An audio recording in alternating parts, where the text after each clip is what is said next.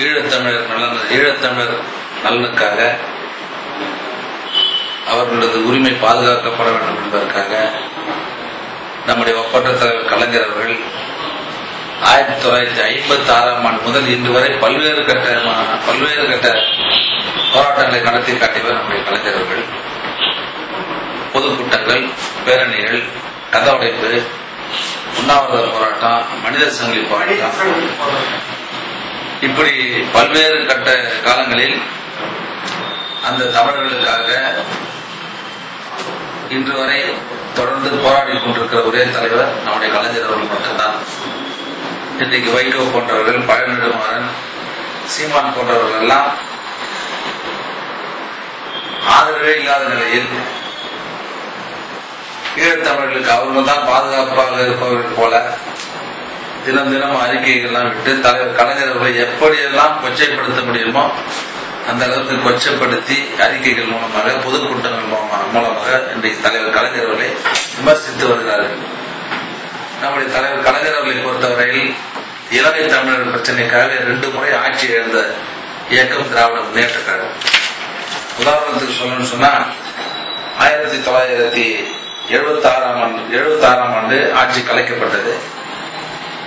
15/2/76ஆம் ஆண்டு சென்னை கடற்கரையில் நடைபெற்ற பொதுக்கூட்டத்தில் அன்றைக்கு பிரதமராக இருந்த இந்திரா காந்தி அவர்கள் அந்த பொதுக்கூட்டத்தில் உரையாற்றுகிற போது இலங்கை இந்தியா உறவு கெடுவதற்கு காரணமானவர் கலைஞர் அவர்கள், அதனால்தான் திமுக ஆட்சி கலைத்தேன் என்று பகிரங்கமாக அந்த கூட்டத்தில் பேசினார்.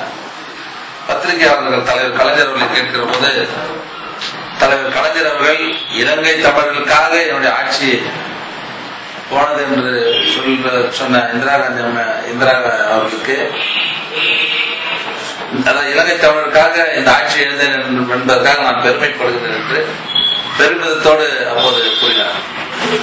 அதற்கு பிறகு 1990ஆம் ஆண்டு சட்டமன்றத்தில் அன்றைக்கு முதல்வராக இருந்த நம்முடைய தலைவர் கலைஞர் அவர்கள் இலங்கையில இருந்து தமிழ்நாட்டுக்கு வரும் இந்திய ராணுவத்தை நான் வரவேற்க செல்ல மாட்டேன் என்று தீர்மானமாக போட்டார். அதற்கு பிறகு 31/1/91 2வது முறையாக தீர்மானம் போட்ட ஒரே காரணத்திற்காக 2வது முறை ஆட்சி கலைக்கப்பட்டது. 2 முறை இலங்கை தமிழருக்காக ஆட்சி இருந்த தலைவர் நம்முடைய கலைஞர் அவர்கள் மட்டும்தான்.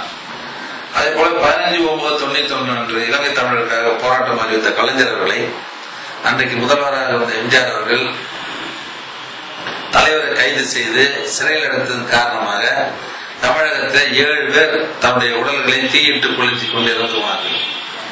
25/7/83 அன்று இலங்கை வெலிக்கடை சிறையில் தங்கமணி, தங்கத்துறை, குட்டிமணி, ஜெகன் போன்ற 35 ஈழத்தமிழர்கள் சிறைகளை படுகொலை செய்த போது இதை அறிந்த நம்முடைய தலைவர் கலைஞர் அவர்கள் 7 மணி நேரத்தில் சென்னையிலே 8 லட்சம் பேர்களை ஒன்றாக திரட்டி ஒரு மிகப்பெரிய கண்டன பேரணியை நடத்தியவர் நம்முடைய தலைவர் கலைஞர் அவர்கள்.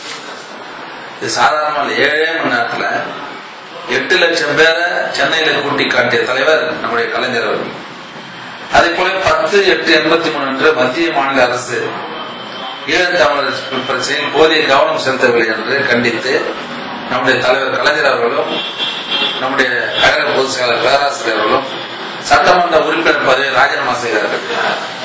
அதே போல 16/5/85 அன்று ஈழத்தமிழர் நலனை பாதுகாக்க கோரி காஞ்சிபுரத்தில் நாடு முழுவதும் மறியல் போராட்டத்தை அறிவித்து காஞ்சிபுரத்தில் தலைவர் அவர்களே அந்த மறியல் போராட்டத்தில் கலந்து கொண்டு சிறை சென்று மத்திய சிறையில் அடைக்கப்பட்டார். 23/8/85 அன்று சந்திரசேகரன், பாலசிங்கம், சத்யேந்திரன் ஆகியோரை இந்திய அரசு நாடு கடத்த வேண்டும் என்று உத்தரவு போட்டு நாடு கடத்தத்துக்கு முயற்சி பண்ணி எல்லாத்தையும் பிளைட் ஏற்றி அமைச்சிட்டாங்க. அப்போ ஒரு போராட்டத்தை அறிவிச்சார். இது தவறுன்னு சொல்லி ஒரு போராட்டத்தை அறிவிச்ச உடனே மத்திய அரசு பயந்து போய் நாடு கடத்துற உத்தரவை ரத்து செய்ய வைத்த பெருமையும் நம்முடைய கலைஞர் அவர்களை மட்டும்தான் சேரும். அதே போல டெசோவை உருவாக்கினார். 13/5/85 அன்று ஈழத்தமிழர் ஆதரவாளர் அமைப்பான டெசோ உருவாக்கினார். 3/10/85, 4/10/85, 3/10/85 கோவையில 4-10-85 திண்டுக்கல்ல, 5-10-85 தூத்துக்குடியில, 6-10 திருச்சியில, 7-10 சேலத்துல, 13-10 வேலூர்ல ஈழத்தமிழருக்காக அந்தந்த மாவட்டத்தில் மிகப்பெரிய பேரணி நடத்தி அந்தந்த பகுதிகளில் பொதுக்கூட்டங்களை நடத்தி காட்டியவர் நம்முடைய கலைஞர். அதே போல 4-5-86 என்று மதுரையில் நெசவு மாநாடு நடத்தி அந்த மாநாட்டில் மிகப்பெரிய தலைவரான வாஜ்பாய், அன்றைக்கு முதல்வராக இருந்த என்.டி. ராமராவ், பகுகுணா, தஷ்வந்த் சிங், சுப்பிரமணிய சாமி, ஈழவேந்தன், அமர்தலிங்கம் ஆகியோர்களை அந்த மாநாட்டில் கலந்து கொள்ள செய்து மிகப்பெரிய அளவிலே அந்த மாநாட்டை நடத்தி காட்டியவரும் நம்முடைய தலைவர் கலைஞர் அவர்கள் தான். 3/6/86 அன்று தலைவர் கலைஞருடைய பிறந்தநாள் விழாவில் உண்டியல் வசூல் செய்யப்பட்டது. அது 2.25 லட்சம் ரூபாய் வசூல் பண்ணாங்க. அந்த 2.25 லட்சத்துல அந்த குழுக்களுடைய தலைவர்கள், விடுதலை புலிகளுடைய குழுக்களுடைய தலைவர்கள் பிரபாகர் மட்டும் வரல, அந்த தலைவர்களுக்கு அவரு வசனார், ஆனா அவர் வரல. அந்த குழுக்களுடைய தலைவருக்கு அந்த ரூபாய 86ல அந்த 2.25 லட்சம் பெரிய ரூபாய் இல்லையா, இன்னைக்கு பல கோடி சமம். அந்த ரூபாய் பிரிச்சு கொடுத்தாரு அவங்களுக்கு. அதுக்கப்புறம் இப்ப ஆட்சி வந்ததுக்கு அப்புறம் தலைவர் எதுவுமே பண்ணல அப்படின்னு சொன்னாங்கல்ல. இப்ப ஆட்சி வந்ததுக்கு அப்புறம் தலைவர் எதுவுமே பண்ணல அப்படின்னு உண்ணாவிரதம் இருந்தாரு அண்ணா சமாதியில இல்லையா. சென்னையில இருந்து சென்னைப்பட்டு வரையும் மனித சங்கிலி போராட்டம் நடத்தினாரு இல்லையா. அதுக்கப்புறம் 1000 கோடி ரூபாய் மத்திய அரசு மூலமாக அந்த தமிழர்களுக்காக, ஈழ தமிழர்களுக்காக நிதி ஒதுக்கீடு செய்து 500 கோடி ரூபாய் நம்ம அனுப்பிச்சோம். 50 கோடி ரூபாய் தமிழ்நாட்டில் மட்டும் முதலமைச்சர் நிவாரண நிதி அதை ரூபாய் திரட்டி மருந்து, துணி, உணவுப் பொருள்லாம் ரெட் கிராஸ் மூலம் அனுப்பிச்சு வச்சார் தலைவர் இல்லையா. நம்ம ஆட்சி இருக்கும் பல்வேறு, நான் சொன்னது கொஞ்சம் தான்.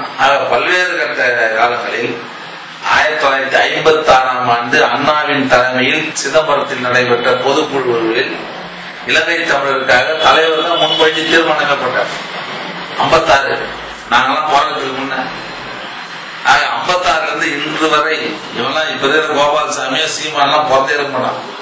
அந்த காலத்துல இருந்து இந்த காலம் வரையும் தொடர்ந்து ஈழத்தமிழருடைய வாழ்வுக்காக, அவருடைய உரிமைகளை பெற்றுத் தருவதற்காக, அவர்கள் எப்போதெல்லாம் அங்கே பாதிக்கப்படுகிறார்களோ அந்தந்த நேரங்களில் குரல் கொடுக்கிற ஒரே ஒப்பற்ற தலைவர் கலைஞர் அவர்கள் மட்டும்தான். அவர் இன்றைக்கு டெசோ பிரச்சனை டெசோ மாநாடு நடத்துகிறார். பல்வேறு தீர்மானங்களை அந்த மாநாட்டில் வடிக்க இருக்கிறார். ஆக நிச்சயமாக தலைவர் எந்த பிரச்சனையை கையில் எடுத்தாலும் அதை முடிக்காம விட மாட்டார். அப்பேற்பட்ட தலைவர் இன்றைக்கு இந்த பிரச்சனை கையில் எடுத்திருப்பதனால் இலங்கை தமிழர்களுடைய பிரச்சனை நிச்சயமாக ஒரு முடிவுக்கு வரும். அந்த தமிழர்களுக்கு தேவையான உரிமைகளை நிச்சயமாக தலைவர் கலைஞர் பெற்றுத் தருவார் என்பதில் எந்தவித சந்தேகமும் இல்லை.